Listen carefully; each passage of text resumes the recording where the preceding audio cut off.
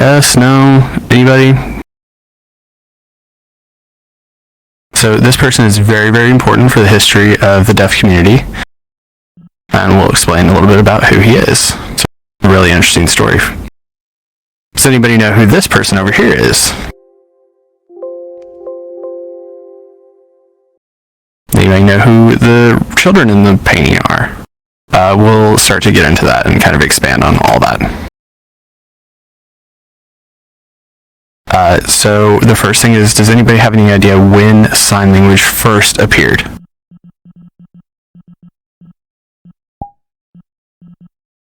The middle of the 19th century.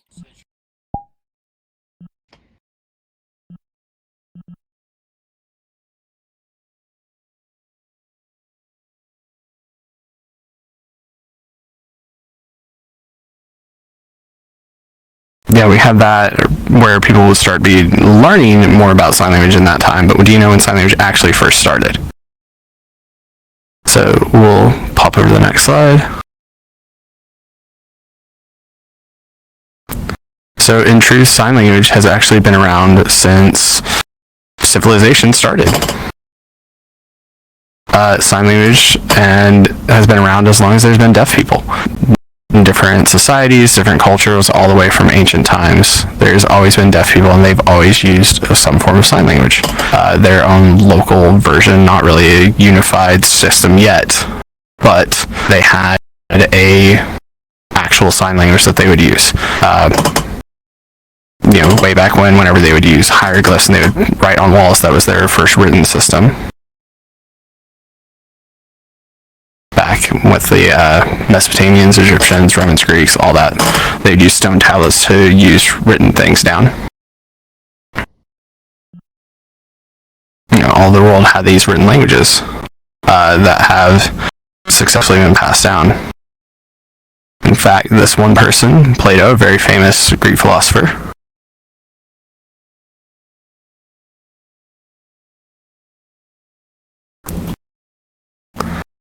they were thinking about what would happen, or if we had people who could not hear, how would they communicate? How could they use their body language or their hands to still formulate ideas and communicate with others, instead of just writing it down?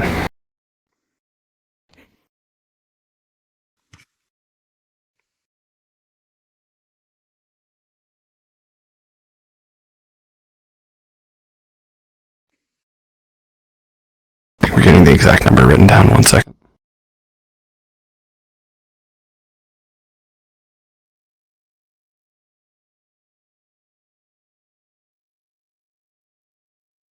So 2500 BC. About the time that Plato would come up with these things and talk about this stuff. And sign language has been around that entire time. For this entire time, this sign language has been passed down, has been changed, has diversified with different countries. It's a very interesting concept to think about.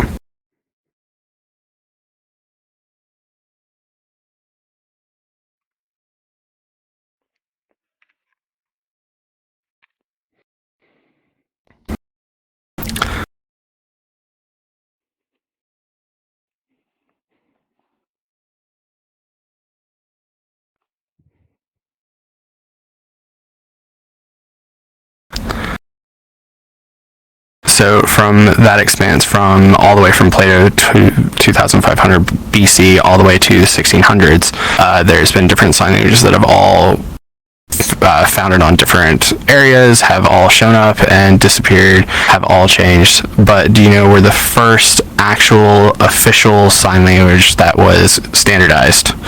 Do you have any idea which country that would be from? Can I suggest?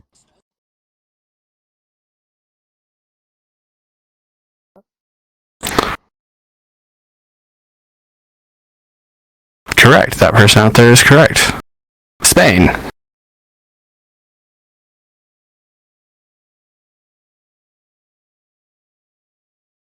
Yep. Spain. That was the first one that popped up.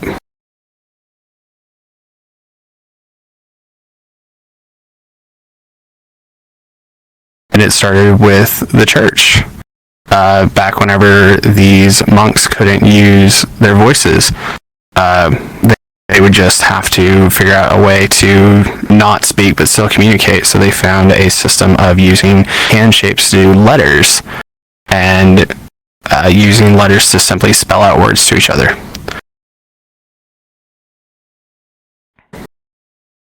So that actually started before it got into the actual education of deaf children, but it started standardized in the church first.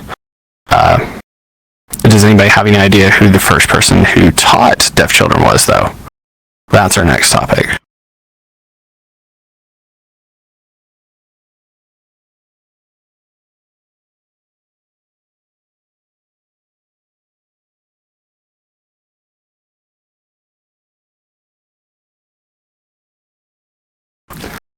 So this is Pedro Ponce de Leon.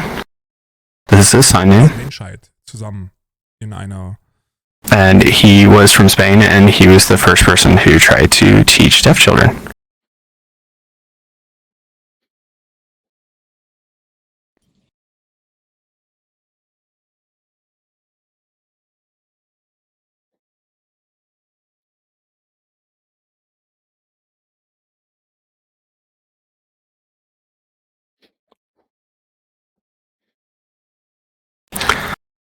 And then about 100 years later, we had another big change in the history of sign language that really, really improved lives for the deaf community all over. Does anybody know who that person is? Any idea? Of course, it's got to be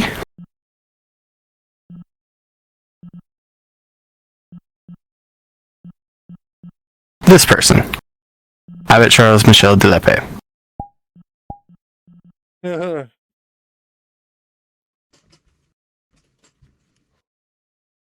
This is their sign name. Mostly it's based on the very iconic piece of clothing that he wore around his neck. And then l'épée is French for a sword, so adding in a sword motion for his sign name.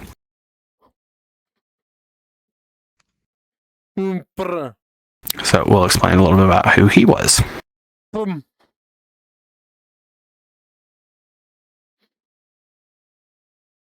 Alright, I'll give you a sec to let you guys just read through this yourself without any distractions, then we'll get back and we'll talk about it.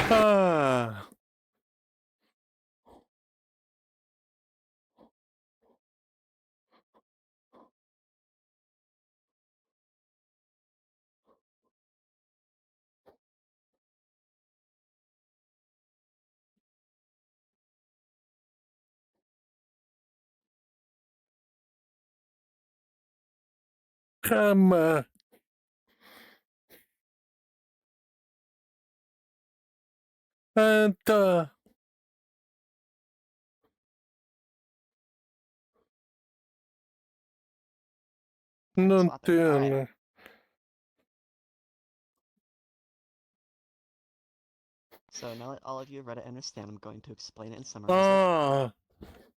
So first we have Lepe, and he's the French person. Global. Oh, there we go. There you go. Okay, there we go. Can everyone hear me? Yes. Alright, so he is from France. And then he was in the church.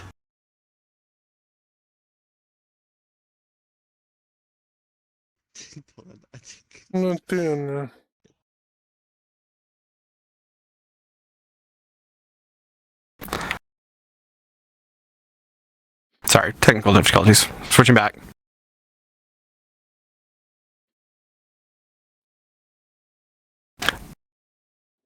Alright, so whenever we had Michel de l'Épée, there were two different stories about how this happened. There is the more romanticized version, and then there's the more analytical version of what probably happened.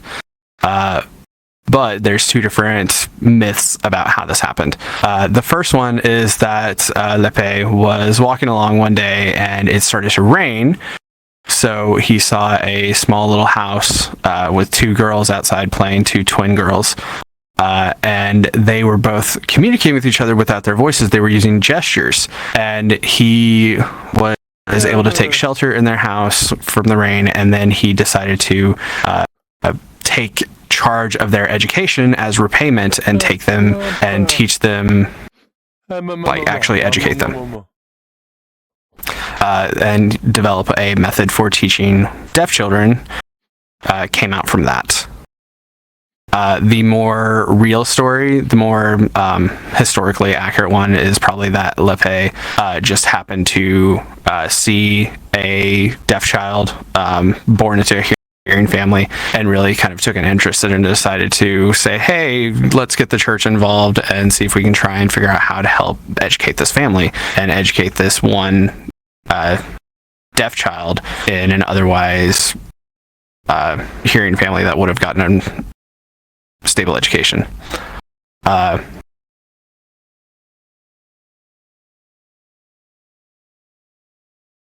Sorry for the interpreter.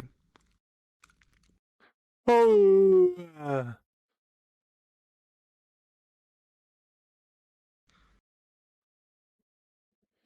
All right, and at the time, King Louis the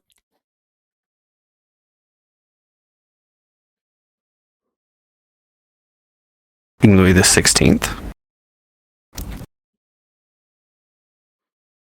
He was shown about these deaf children and the way of trying to teach these, and took an interest in it as well.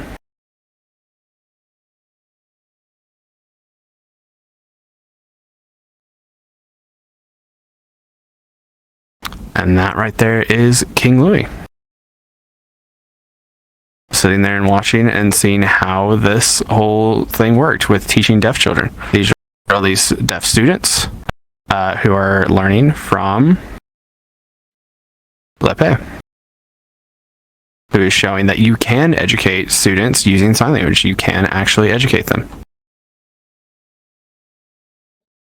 And the king watched this and was very impressed with it and decided to go ahead and grant money to Lepe to form a school for a national school to educate these deaf students.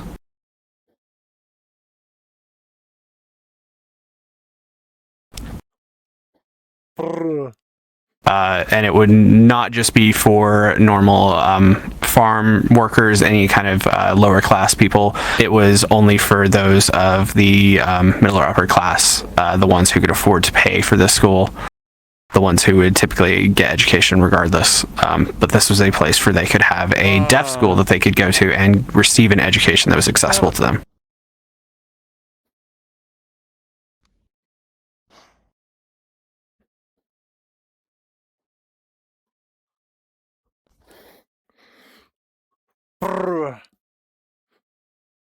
This is an artist stylized drawing of the school.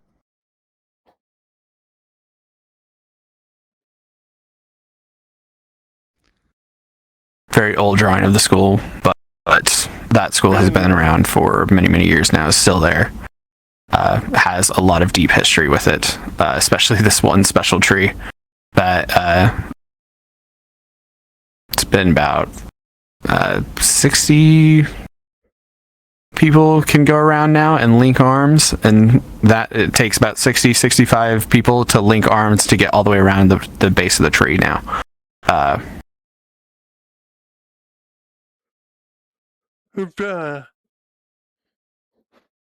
Another picture of the school from more modern times, an actual picture of it.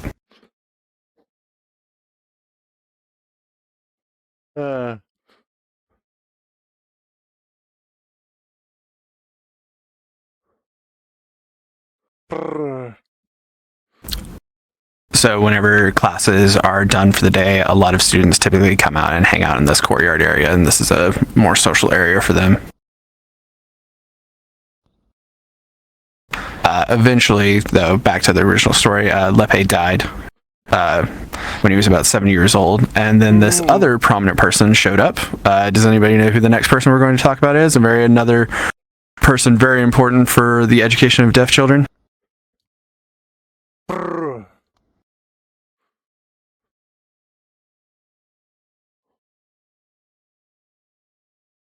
Laurent Clair and Thomas Hopkins Gallaudet.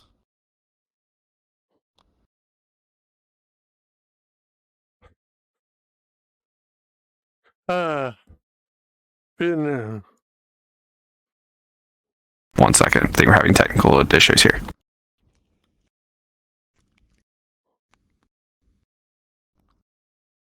Do you see the... Maybe it's just me. Do you see the picture of Laurent and Gallaudet, or is it just me that's seeing the wrong slide now? No, I don't see it. Now I see it. There we go. Alright, we're good. It's working. Alright, so this is Claire. He's a very famous person in the deaf world. And this is Gallaudet. Both of them are very important to the history of the deaf education. Gallaudet had a daughter who was born deaf, and he didn't really know how to properly educate her. So he got on a boat and traveled all the way to France, over to Europe, and went searching, trying to find the best way to educate a deaf daughter, trying to educate a deaf child. And he met Laurent Clair. They became good friends, and he convinced Claire to return with him back to America and establish the first school here in America for deaf children. And that is how we have Gallaudet University. And that is actually the first university in the country for deaf students. And now we have other ones that provide for deaf students, but that was the first one in America. Real quick, we're going to take a look at the different language roots of the different sign languages.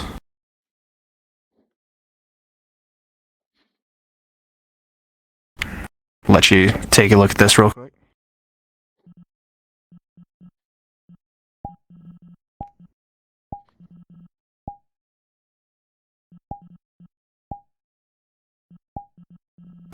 So if you see right here at the top, it is Old French Sign Language that has branched out into both ASL and LSF. They've caused branches out, but they originate from the same original language, the Old French Sign Language. And this is a actual geographical map of how the French Sign Language has spread out to all different sorts of other sign languages and how it has affected those as well, and kind of helped build up these other sign languages.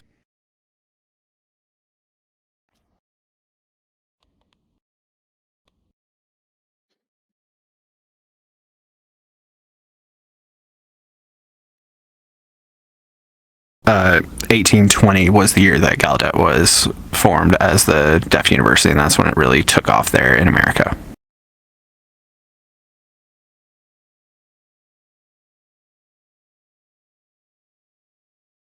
And these languages have spread all over the world. We're going to take a look a little bit about the different sign language families. So you can see all these different shades of red and pink. Those are all from French Sign Language that had originated from the Old French Sign Language. They're part of the French Sign Language family. You can see they have spread out all over the world, and they're pretty much the most dominant color on that map from how far they've spread out.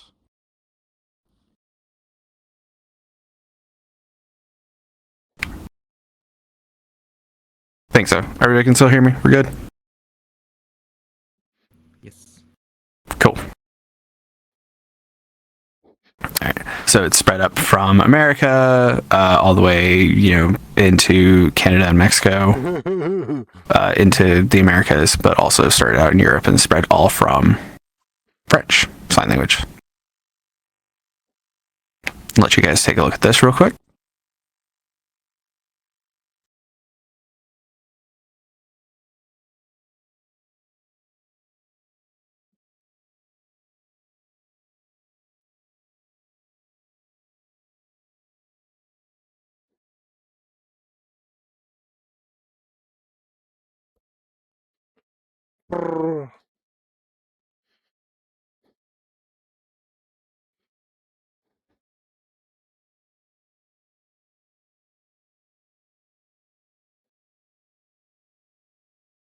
So in Europe and Asia, they got together to have this large conference, and unfortunately, it was kind of a negative downturn.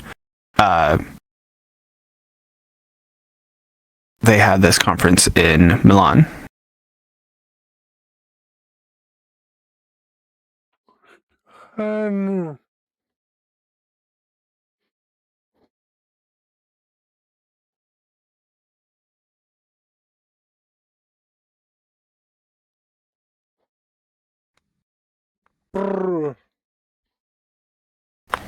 And in this entire conference, they had 400 people. They had government officials, doctors, psychologists, many different professions, but they only had 3 actual deaf people who came to this large conference. But they didn't even provide interpreters for it.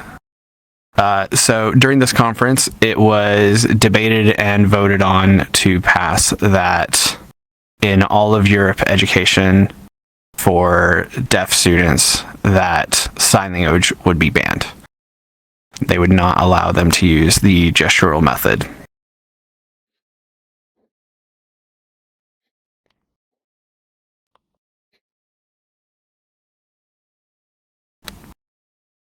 And then from that entire conference, with only 3 deaf participants, the doctors and psychologists all agreed that you needed to use the oral method and actually teach children to speak, because that is from one of the things they said, that is a more human method, is to be able to speak using gestures and using your hands. That's something that's primitive and something that apes would use. And they also said that using sign language does not allow God to hear you. You are not able to speak to God if you cannot speak and actually use your voice. So they decided to ban using sign language to teach students for about 100 years.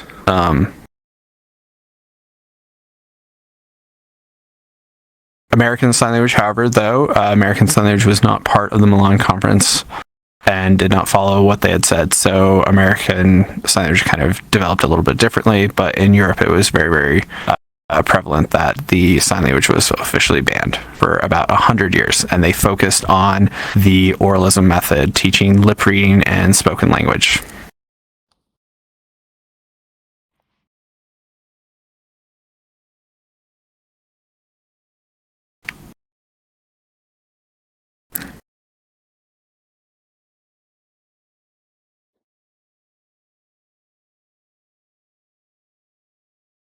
So this is a painting to show a depiction of teaching with oralism. These people over here on the right are some of the government members, some of the doctors, psychologists. And then the students in here are deaf, that they are trying to teach and observe how to teach them to use their residual hearing to try and use mimicking of sounds, trying to teach them. And then we have more people who are here watching and observing this whole thing going on. But those smaller ones in the blue, those are the students who had been using sign language. And you can see in the background, it seems like they're having their own conversation going on while the people up front are trying to teach them using oralism. These are a couple of actual photographs of teaching using oralism, trying to teach spoken language.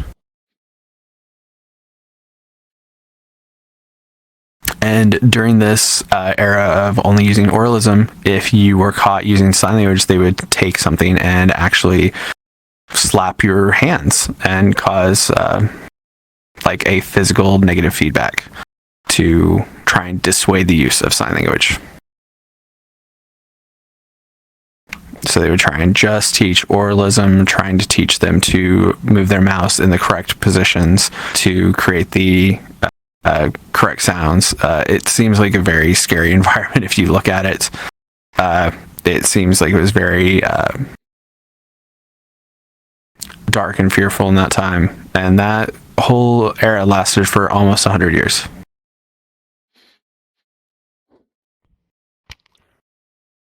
And that is the conclusion of our part on the history of sign language.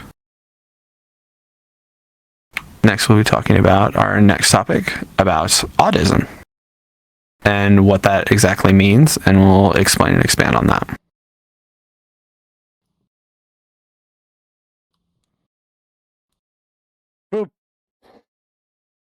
Yeah, alright, can everyone hear me? Am I global? Okay, cool. Alright, so I'm gonna let you all read over this.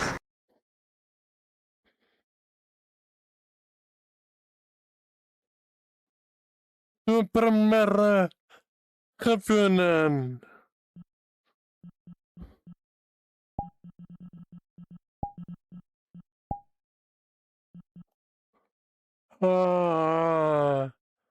Okay, so this is audism. So what does that mean?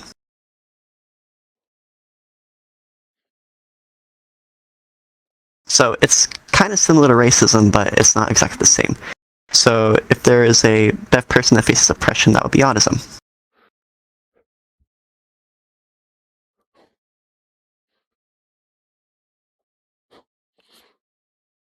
And so here are all the lists of examples of audism.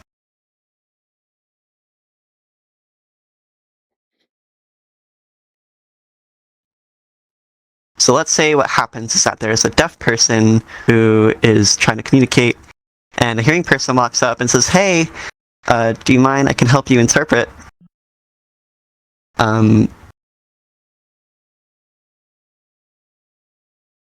Then that would be an example of audism.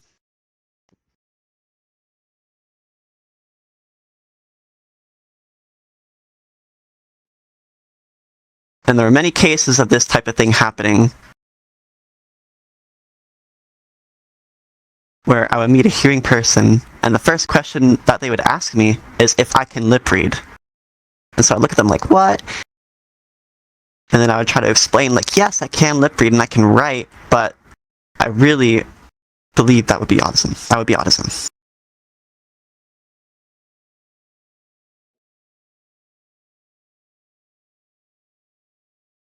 But in the past, like technologies with phones, video calling, the internet,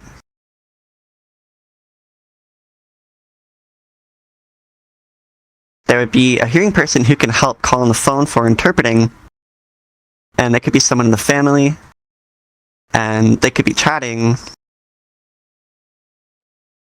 but I don't have to explain like that. So that would be another example of audism.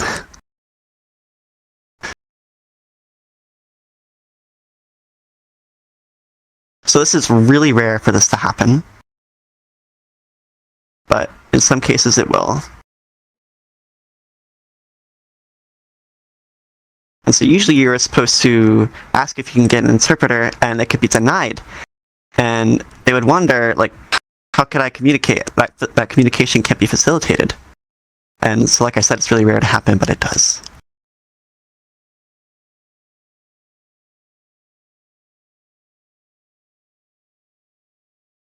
And so there are many people who think that ASL is less than English, and that English is much better.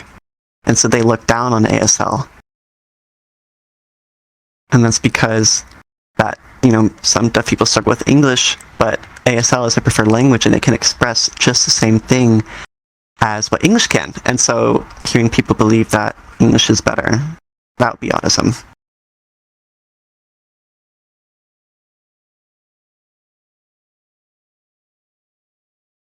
And so this oftentimes happens in families where there could be a deaf person in a family gathering, and there are brothers and sisters chatting. They could be arguing, laughing, cracking up. And there's this one thing that's often seen in deaf culture where there could be an entire conversation completely missed.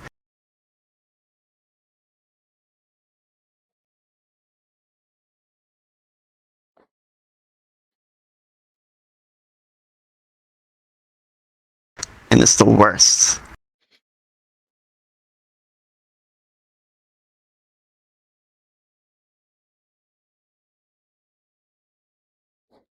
And so they're often sitting in this conversation not knowing what's going on, so they ask, can you explain what's happening? But they're missing a lot of really important points, and they get left out.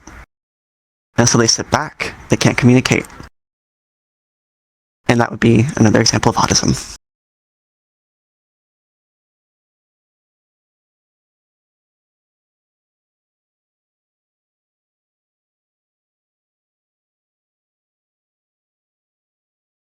And so many people also believe that deafness needs to be fixed by using hearing aids, speech, cochlears, and doctors will look at it medically.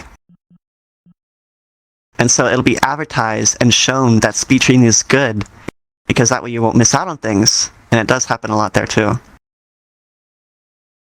And finally,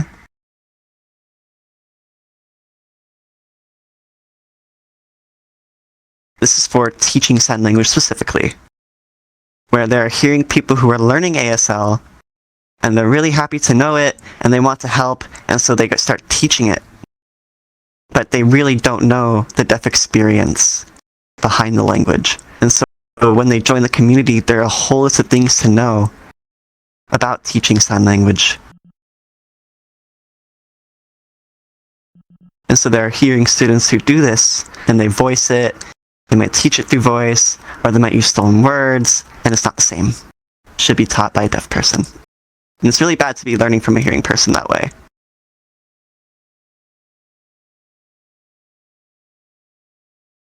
So,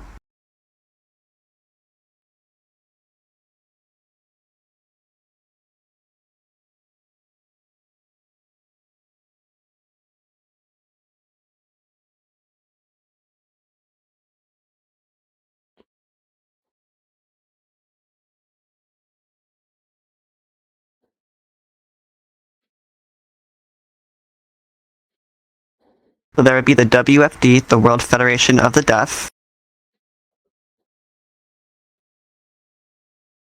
And it would be that a deaf person has to teach because they know the culture.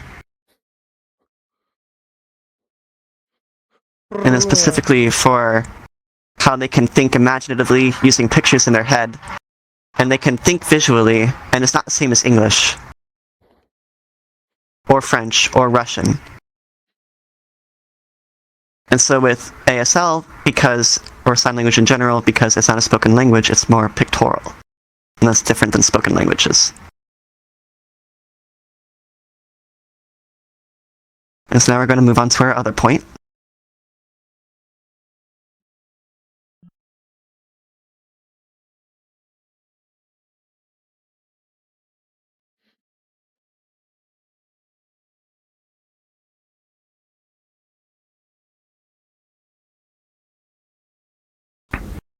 Alright, so I'm really very interested about this. I'm going to get a couple people up here.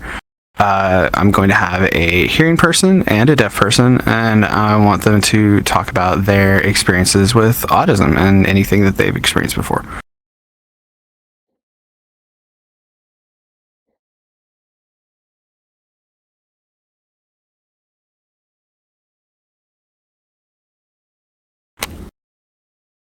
Hello, everybody.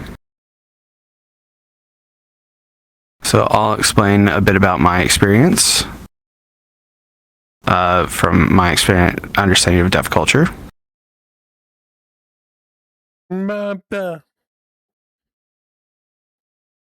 So whenever I am muted and deafened, I did that for about 2 weeks.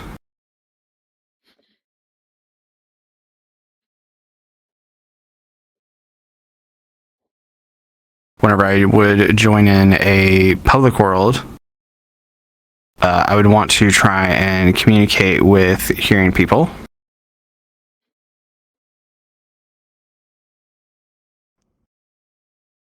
And I would be able to see that people were talking. I would see their mouths moving, but I would try and get their attention, and they would just talk to me. And I would explain, no, I'm deaf. I can't hear. I can't talk with you. They would just give an expression of, oh, I don't know. They didn't know sign language. And they didn't want to try to use the chat box instead. And that really hurt my feelings because they didn't want to communicate with me just because I'm deaf.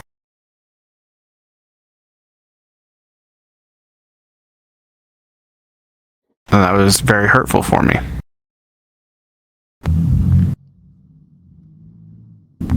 Thank you.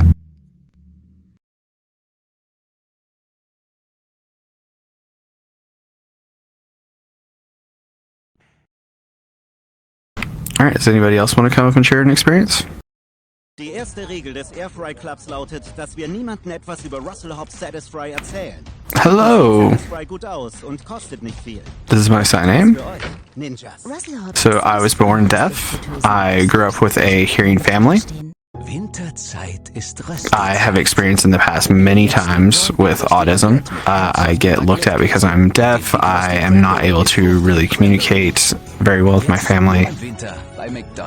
My parents put me in a mainstream school with hearing students. And I would have many hearing students who would look at me as, oh, look, it's the weird deaf kid. Nobody signed there. Nobody was really able to communicate with me. So I was very excluded from many, many activities. I would get in trouble at school quite often. I didn't have any access really. Whenever the teachers were teaching, I didn't understand what they were saying because I couldn't hear them. My parents, whenever I got home, they would berate me and discipline me for not being able to do things correctly, even though it was because of a lack of access. They eventually kicked me out of the house. And like looking back, I realized that this whole experience has been very, very traumatic for me, of being taken and all the autism and exclusion I've experienced growing up. But then whenever I finally got to an actual deaf community where I was able to use sign language and able to interact in a positive way with all these new people, everything got much, much better. And that's basically the gist of my experience with autism.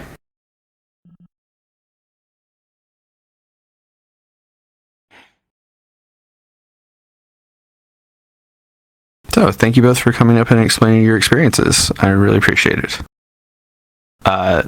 So now we'll move on from our autism, and we'll talk about the pedagogical method for teaching sign language.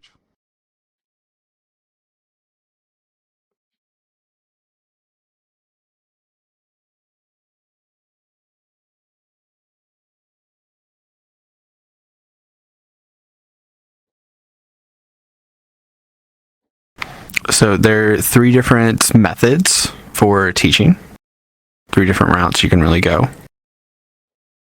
We'll take a look at each one. The first one here is the direct method.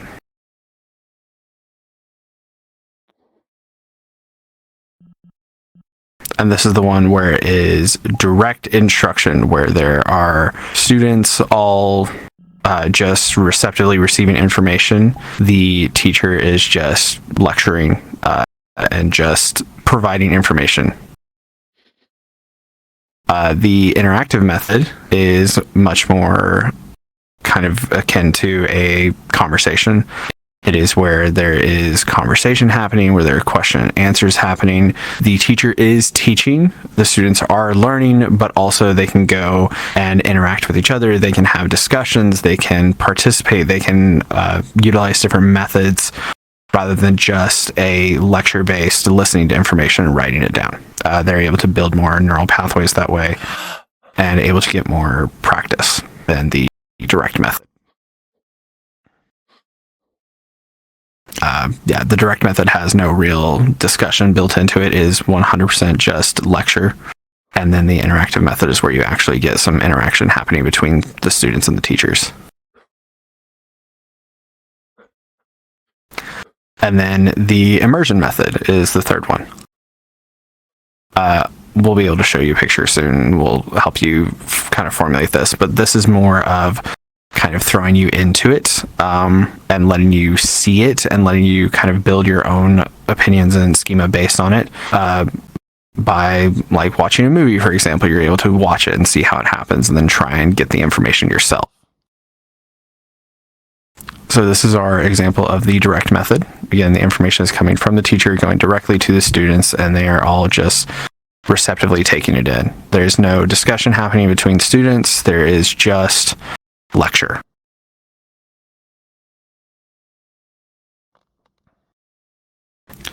And then here we have the interactive model, where the teacher has the information and is giving it to the students, but the students are also interacting with each other. They're also having their own discussions and amongst themselves. They're able to discuss and ask questions and try and think more deeply about the subject matter that they're learning.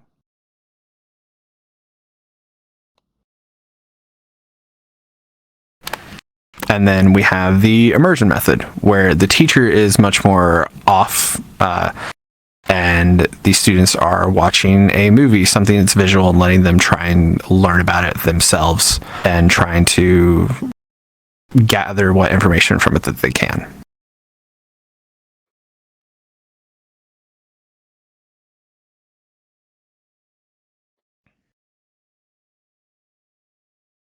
So to have good teaching methods, you really need to do a few different things altogether. You need to have your method, that is how you're going to explain things to students. But you also need to have activities, things that the students are actually going to do. You need to have support for them, different materials that they can use. And then, of course, the tools would just be the technology that you use whenever they're teaching.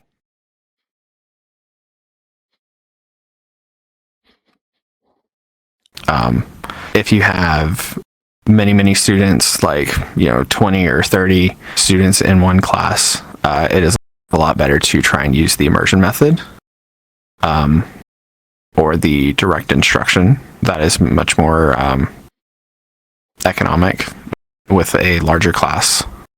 But if you have between 5 and 15 students, that would be the most beneficial to use the interactive method for.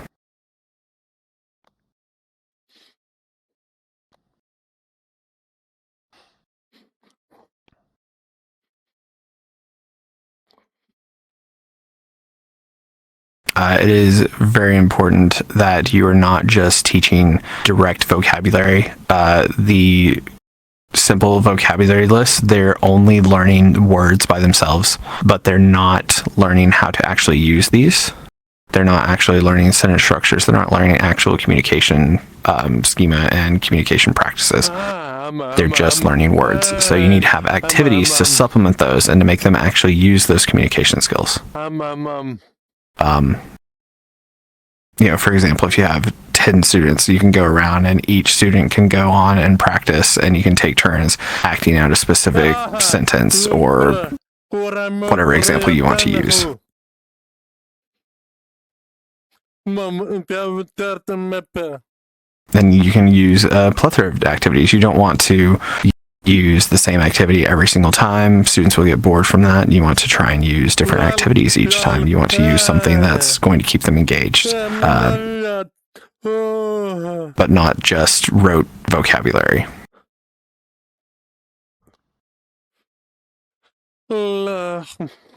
This part about support, that just means things that you're going to use to help support your lessons, like visual representations, videos, objects that you can actually show a student, and then we're going to use the sign for this instead of just a word, but we're going to show it using a picture for help them develop that concept.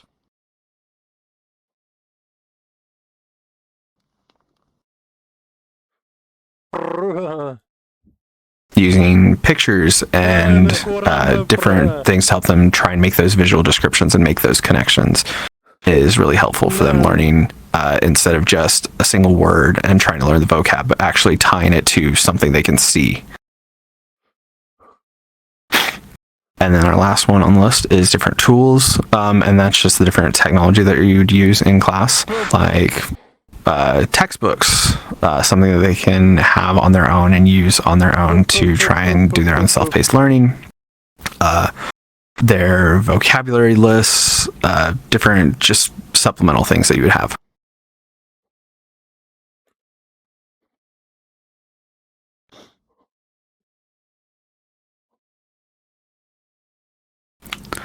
It is really important that you have this tiered structure to make sure that you are all encompassing all the different parts and that you have this progression going on. Lost the word, hold on. Form.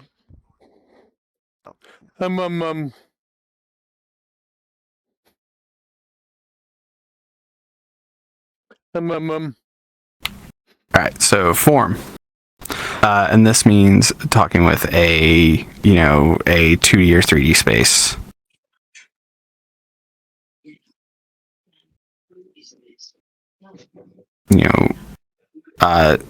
Sign language is a 3D language, so you have to learn how to use that 3D space and how to take what's in your head and bring it out into a actual representation in front of you.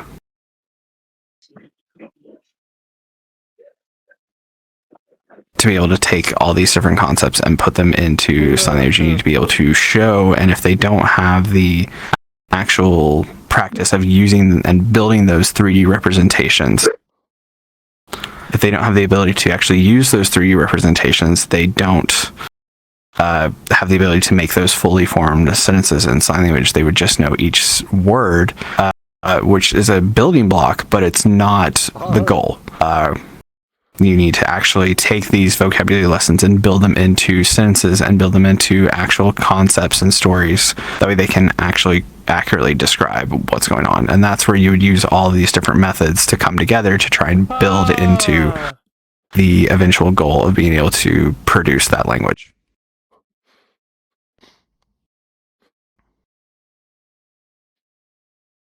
Once you have all these different things that you're using together, once you get into that little red circle, that's where you are doing a more holistic and more successful approach of teaching.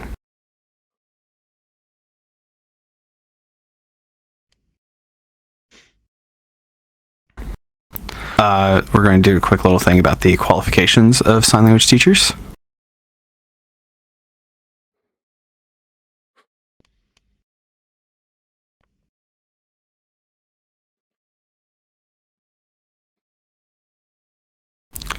So to become a sign language teacher, the very first and foremost thing is you need to be deaf. You need to be culturally deaf. Whether you are deaf yourself or if you are a coda, somebody who is hearing but was born in a deaf family and has that deaf mindset and had the deaf upbringing, somebody who their first language was sign language, whether it's ASL, LSF, JSL, whatever sign language they use, but it's their first language. That's really the big part of that bullet point.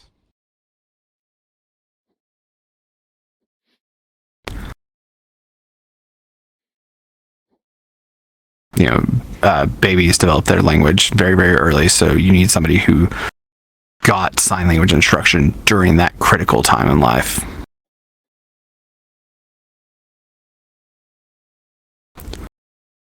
During classes, it doesn't matter which country, which sign language you're using, it is very important not to use voice. It is very important to not use any oralism. If a student is learning sign language and they have the voice coming in and speaking over it, it's actually going to disrupt their learning process of learning the visual language and learning the sign language, because their brain will just default to pay attention to the spoken language, and it will cause a greater confusion in their actual comprehension abilities. So take the oralism approach out, take the voice approach out, and try and really focus on the visual aspect of it. That is the most important part.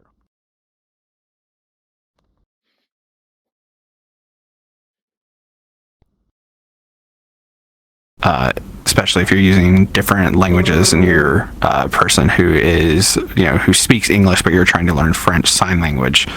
That would especially cause extra difficulties in trying to learn it if you're trying to have the English spoken happening at the same time.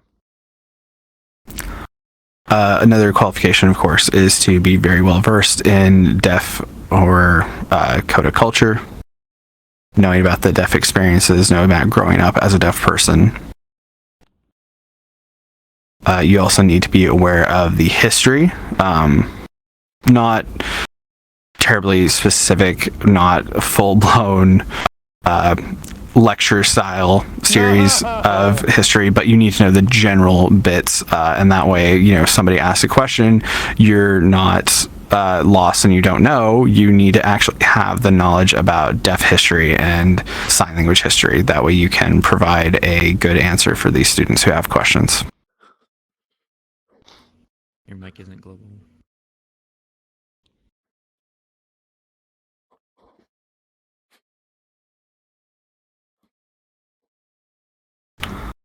Both for deaf and coda teachers, you need to make sure that you're involved with the deaf community and follow what's going on with deaf rights.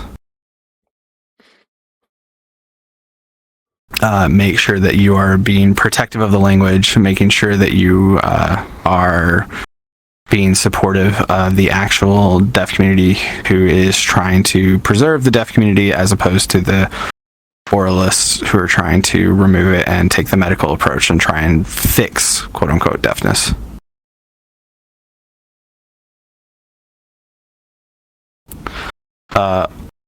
Also, it is advised to have a solid identity to make sure that whenever you are up teaching in front of these students, that you are not in any way conflicted about am I hearing? Am I deaf? What am I teaching? It needs to be very much you are a expert on deafness and sign language, and that is the role that you're providing in that.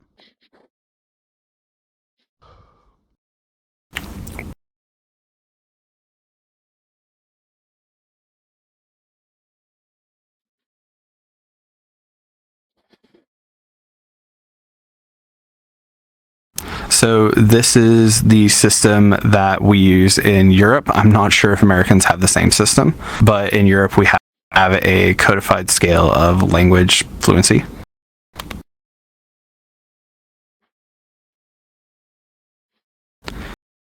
And this can apply to all languages, not just sign languages, but this is a level of fluency for any language, secondary language. You get the absolute basic level, where you just know the absolute basics of being able to do basic vocabulary, just a couple of words, all the way up to you have the independent user who is able to have basic conversations without any sort of structure or support, trying to guide them through what they're trying to say.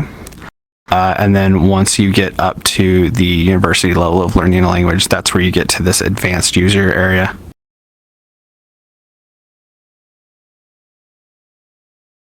Linguistics. Yeah.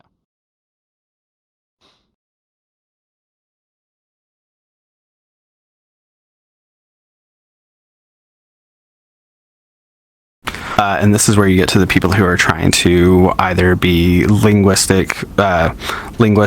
who are studying the language from a educational model, all the way to people who are being interpreters or people who are planning on using this. And this is really kind of where you get to the cap of this model, where these are the people who are using it every single day. They are the ones who are fully fluent in it. A lot of native users live in this little zone, but hearing people can also get up to there with the sign languages, but that requires being involved in it every day and attaining that fluency level after years of practice. All right, and that's it for the actual lecture part. Now I'm going to open it up to any sort of questions or discussions that anybody has. If you guys would like, if you could, we'll start a queue over here to the left of the stage. That way we can make sure we get everybody.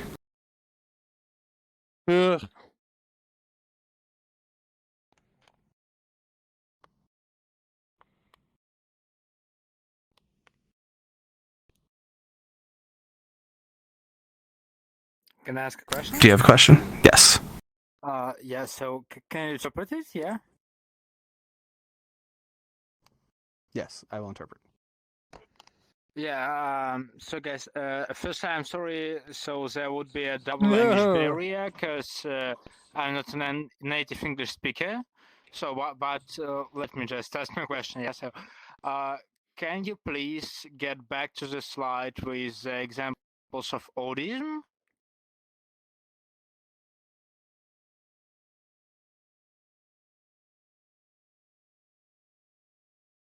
Yeah, I'll backtrack. It's okay. Mm-hmm.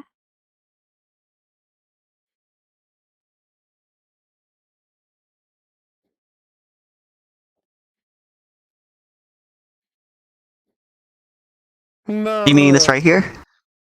Yep, thank you. Yeah, so yeah, I can totally agree with all the points made. Mm-hmm. So yeah, and I'm sorry if my question can be like seems offensive to anybody. I don't mean to. Mm-hmm. Yes. So can you please elaborate on reading lips point? Because like I can agree with the points made of in terms of audism. Yeah. Yeah, but yeah, just can you please elaborate on this, as it is kind of a thing that seems to me a bit like not for that is not either on a just for deaf people and not totally for hearing persons.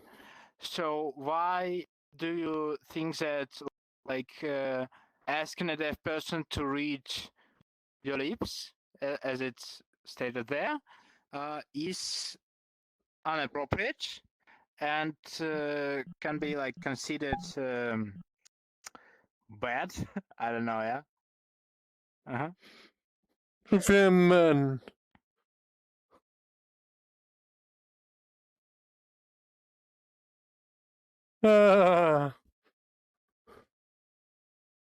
Yeah, so the reason why is that sign language is a deaf person's first language. So if I were to ask you, can you lip read?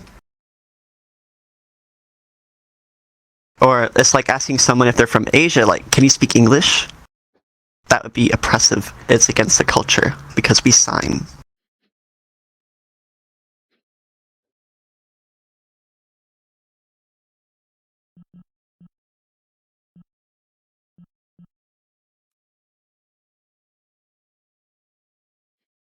So colonialism is when you're taking a language Nope. Nope. and you completely Nope. kicked it out. Nope. Oh, sorry. Colonialism is when you've taken a language and you completely kicked it out and you replace it with something different. And so that would be my response to your question. Okay, thank you very much.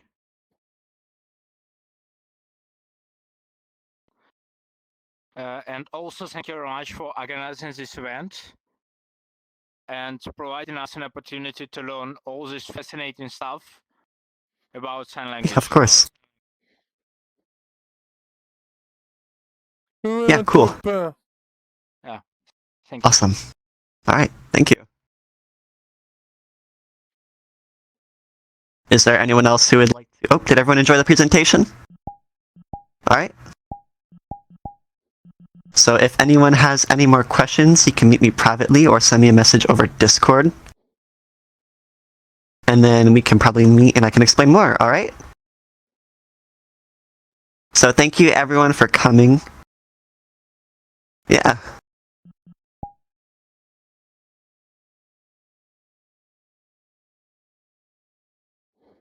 All right, so now let's go in for a group picture.